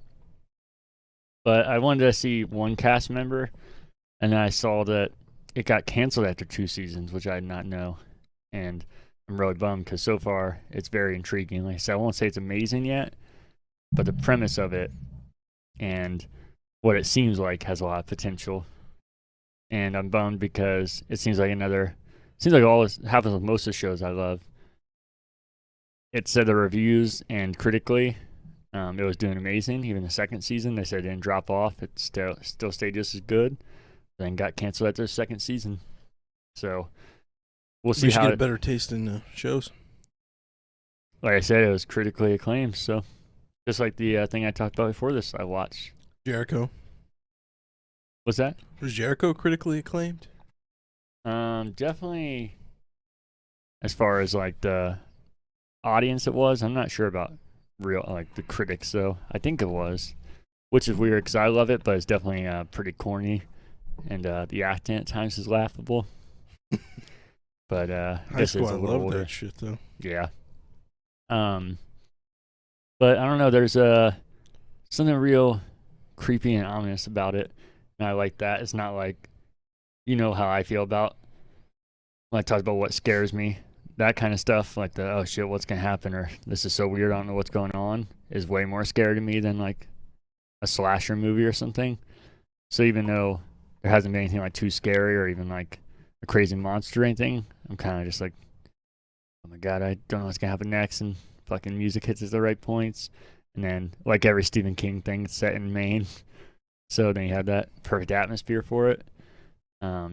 Most of the acting's really good. Show looked up his name, but again, I'm trying to search as little as possible. The main black dude in it, he's really fucking good, and I don't know if he's like a known actor or what, because he's fucking awesome in it so far. But I'm only like 3 episodes in. We'll see. Might get farther in, because it's a cool setup, but this show is definitely obviously going to be dependent on how they do, because it's all about the mystery. The another main actor in it is the dude that played Pennywise in the new It movies, which also makes sense with Stephen King being part of it. But it's definitely interesting. I think you would like it a lot, at least from what I've seen. Yeah, sounds good. Then the only other thing I've watched besides random YouTube and been watching a good amount of sports, I'll talk about that on Pigskin versus Pizza. Pigskin over Pizza. I did it again. I should just edit in every time I say it wrong. But I watched the Xbox Extended Showcase. Did you see that? No. It was mainly just a deeper look into most of the games they showed at E3. There's a few small new announcements, but most of it was just kind of a deeper dive into them. But one of those was Halo, of course. And What's most that? is what's that? What is that? Halo? Mm-hmm. I hate you. I know if you misheard me, I was like, what the hell are you talking about? But a couple things that I noticed in there that most people wouldn't care about, being high end with Halo. They were showing the same multiplayer trailer they showed. And do you remember that awesome part where he grapples to the ceiling and he's falling down, gets the headshot with the sniper? They totally have a no-scope medal in there now with the fucking awesome announcer, and he says it. Some people might think that's lame as shit, but I thought it was so cool. We always used to scream at each other ridiculously, so I like that they put that in there. And then they announced the big team battle will be 12 on 12 now. It's always been 8 on 8. So I think that's a good balance. Like I said, I think big team battle can get too big, but I think 12 on 12 sounds fun. And then we didn't really talk about it last week, I don't think, but the Halo Insider program is on now. You can sign up for that and have the potential of getting a beta. I kind of feel like if you sign up for it, you're going to be in the beta if you wanted to be in it. I don't think it's going to be like a selective thing, they're making it seem like that. But we'll see once it actually rolls out. There's a couple other things I need to talk about the showcase, but there is one other screenshot I had, but I knew this would go into it. Talking about big team battle and about how it can be too big at times. A producer at 343 was doing a stream with somebody, and he said that they were looking in.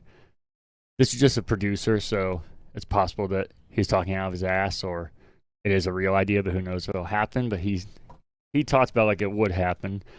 They're looking to extend the player count in Big Team Battle in Master Chief Collection. And he said, and I'm talking like 40 to 60 players. I'll be sick. I mean, I think it would in theory, but I feel like the maps are designed. I feel like there's no maps designed for that many players because they didn't expect to have that many. No, it had to be new maps. Yeah. There's no way. I feel like that would be weird though, because Master Chief Collection is like supposed to be a collection of old Halos. So I think it'd be weird the way he said it. I feel like it's just gonna be added into there, but yeah, I don't see how that could even be playable. They could do the Call of Duty thing and just put all the maps together. Yeah. Spaces in between. Yeah, I'm curious to see what happens with that. Or like I say, he's producer, so it's possible he's just excited or talking out of his ass, but we'll see. What was that game mode in Halo 5 that was a bunch of people? Warzone. The original Warzone. Yeah, I hope to bring something like that back. I enjoyed that. Yeah, that mode was. I think it didn't get nearly enough credit.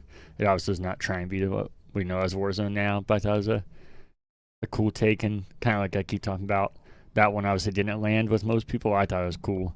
But I think that's Halo needs something like that actually holds people and becomes a new battle royale. So we'll see if that happens or not. But the other How many people were in Warzone?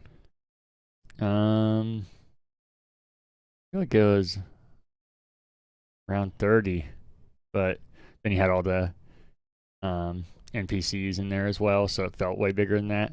So I could be off on that, but it felt a lot larger scale. I'll check that and talk about next week.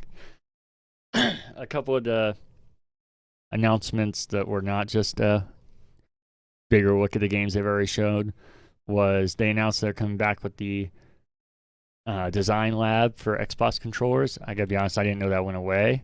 I didn't either. But I'm kind of glad it's back because I always thought about getting one. And they brought it back, and now they're doing it with the series controller, so you get the upgrade of the new buttons and the feel and everything of the new ones, and it doesn't cost anymore. And then they added some new colors and stuff. I feel like it's weird how much they let you customize. Like you can customize the skin of it to like any color, and you can even do like the triggers, the button or the triggers, the bumpers, the back. They can all be separate colors, but all the buttons only let you do like 5 different variations, and the thumbsticks let you do anything as well, and the D-pad. So I feel like it's weird to try and get a design down, but then you only have like this very slim amount of buttons. I know it's probably because they're manufacturing all these things. I wish there was some way around that because it'd be even cooler. And I want a behind the scenes look at this. Yeah, that'd be fucking cool. I think what'd be extra cool is to do a elite version of this. I think an elite controller that you could design would be so fucking cool. And I feel like that's just a money making machine with how people buy those things. Yeah. I'm thinking about doing one though, because like I said, I always thought about doing one before and I never did. And I would have been bummed if I went to do it and figure out it went away. So I'm excited it's back. My idea is. Can I guess? Yeah. Broncos. In a way. I'm thinking about all my favorite teams, tweeting at them, being like, hey, whoever responds first is a team I'm making. More than likely, it'll probably be the Wild Dogs or the Clippers, something a smaller team that was like, shit, we'll reply to you. And massive teams like the Broncos probably won't. But I just thought it'd be fun to do, and then any of those teams I would be cool having controller for. But that's where I noticed the kind of weird limitations, because I have like the perfect color set for most of them, but then you have these buttons that look real weird on it, or these parts of it that don't match at all. So like I said, I get it because the plastic parts they probably just fucking like airbrush over or something. The buttons probably are actually like manufactured and they only have a certain amount of them. But I wish there was some way around that. Can you do this now? Yeah. Yeah, I was already designing mine and it looked cool. Another thing I didn't like, it makes sense, but you can engrave it with your own text. And it's engraved, so it just is always silver. I think it'd be cool if they found some way to engrave color if you wanted. So like if you did a blue Broncos controller, you can engrave it and then it would like put orange ink in there or something. What, engrave it? Yeah, you can get words on it. That's cool. But isn't engraving just whatever color the item is? Well, it cuts through it, so that's why it becomes like silver, because it's like melting it. So that's why I said I get that why it's all the same color. But I feel like you could, I don't know exactly how it works, but I feel like you could put like a little bit of ink that burns into it to change the color. But obviously, I don't design these things, I don't know. I mean, I have to get on there and design something. Then the only other thing that really caught my attention, this was actually announced at the Summer of Games with Jeff Keighley. But I gotta be honest, I meant to watch that and I watched part of it, but I didn't catch all of it, so I missed this. I think you watched it, right? Yeah. Do you remember seeing the game Anacrusis? It looked like a Left 4 Dead knockoff. Sounds familiar. But the atmosphere and the looks of it is completely different. It looks like super upbeat and like really playful art style. And Chet Falisak, the dude that made the original Left 4 Dead, he worked at Valve for a long time, is making it with a smaller team. I think it looks really cool. It's about aliens instead of zombies. But the style of it just looks not nearly as serious as Left 4 Dead, which I love Left 4 Dead, but I think it's cool to get a game that's similar but different at the same time. Yeah, so sounds cool. I'm really looking forward to that. Like I said, since I only saw parts of the Summer Game Fest, or Summer Games, I always forget what is what now. But I was really excited for that, and I didn't know that he wasn't a part of Back for Blood, since he was such a big part of Left 4 Dead. I didn't know he started his own thing, so I'm excited for that. But that's all I've been watching. Have you been reading or listening to any books? No. No? Nope. Like I said, I started Console Wars. I'm really liking it. I'm about 6 hours in, which is a decent amount, but it's a 20-hour book, so it's kind of crazy. I still have a good distance to go. Before we started this, I was getting a couple audio clips ready for you. There is a couple things that bother me. This is the first one. He does a lot of voices because he's tossing. To be fair, he does a lot of different voices for these characters. He's talking about so many different perspectives. So I get it. There's only so many voices you can do. There's no way I would even do as good as he does. So it's hard to criticize it. But the reason I'm bringing it up, not to criticize it, but because it's distracting. Like this one totally reminds me of like a terrible Donald Trump impression. If I get the right one here. If he was saying only what he wanted to say. Not this. Nilsson tapped on the door and poked his head into Kalinski's Nilsson, here we office. go. Have a second? Well, if you played through more of the game, Kalinski said, waving him in. More? I played through all of the game, Nilsson said with a grim expression on his face. So I come bearing bad news. How bad? Kalinski asked, bracing himself. Very bad, Nilsson said, his frown morphing into a grin. For Nintendo. I don't know. There's something about it just seems real knockoff Donald Trump that distracts me. Yeah, it doesn't help that the dialogue's exactly what Donald Trump would say too. Yeah. Nintendo. Yeah, when I was listening to it, I was like, shit, I need to record one of these because I know I'm not going to be able to impersonate it. Because like I said, that's why I'm not really criticizing him. And I heard that. I was like, holy shit, I got to get that one. And this next one, speaking of presidents, it's like not terrible, but I feel like it's like the most generic Abraham Lincoln impression. I feel like we all know that because he's been done so many times on like plays or schools and stuff. And that also makes sense that these voices are so well known that even if he's not trying to do these impressions and trying to do something completely different, I'm sure as a voice actor, that probably just leaks into it, knowing like these are the most well-known voices. I feel like if you're not trying to impersonate that, that's probably just in your head because you hear those are voices you so well known. But here's this one, see what you think. Mind once and for all. That smirk off your face, Mr. Kalinski, is very becoming. The man from Walmart said, shaking his head and rolling his eyes as the two men from Sega entered. I assume this is the steamed Shinobu Toyota? Toyota nodded and introduced himself as he and Kalinski took a seat. You ought to be taking notes and learning from your colleague, the merchant said to Kalinski. He walks in, doesn't say much. Most important. Is it? Oh no. Then this one is not an impression. I think this one probably the most impactful line of the book so far. That seemed to say, this is what life's all about. Beer, broads, and baseball. Nice. Right? Is that when you rebrand the pop?